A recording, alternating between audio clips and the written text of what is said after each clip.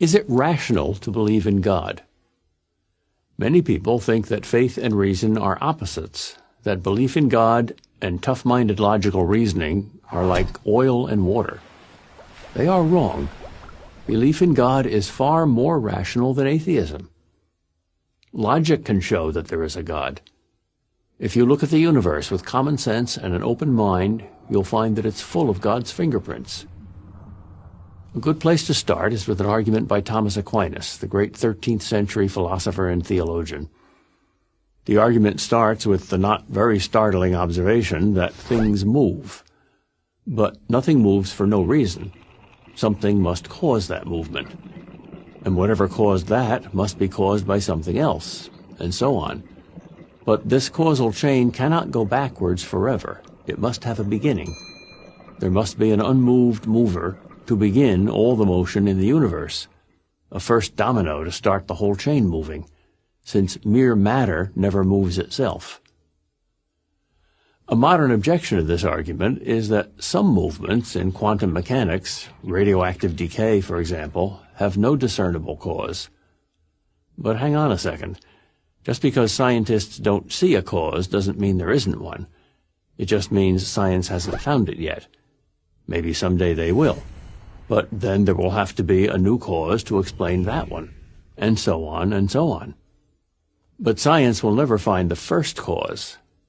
That's no knock on science. It simply means that a first cause lies outside the realm of science. Another way to explain this argument is that everything that begins must have a cause. Nothing can come from nothing. So if there's no first cause, there can't be second causes, or anything at all. In other words, if there's no creator, there can't be a universe. But what if the universe were infinitely old, you might ask? Well, all scientists today agree that the universe is not infinitely old, that it had a beginning in the Big Bang.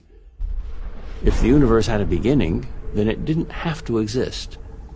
And things which don't have to exist must have a cause. There's confirmation of this argument from Big Bang cosmology. We now know that all matter, that is, the whole universe, came into existence some 13.7 billion years ago, and it's been expanding and cooling ever since. No scientist doubts that anymore, even though, before it was scientifically proved, atheists called it creationism in disguise. Now, add to this premise a very logical second premise, the principle of causality, that nothing begins without an adequate cause. And you get the conclusion that since there was a Big Bang, there must be a Big Banger. But is this Big Banger God? Why couldn't it be just another universe? Because Einstein's general theory of relativity says that all time is relative to matter, and since all matter began 13.7 billion years ago, so did all time. So there's no time before the Big Bang. And even if there is time before the Big Bang, even if there is a multiverse, that is, many universes with many Big Bangs, as string theory says is mathematically possible, that too must have a beginning. An absolute beginning is what most people mean by God. Yet some atheists find the existence of an infinite number of other universes more rational than the existence of a creator. Never mind that there is no empirical evidence at all that any of these unknown universes exists, let alone 1,000 or a gazillion. The conclusion that God exists doesn't require faith. Atheism requires faith. It takes faith to believe in everything coming from nothing.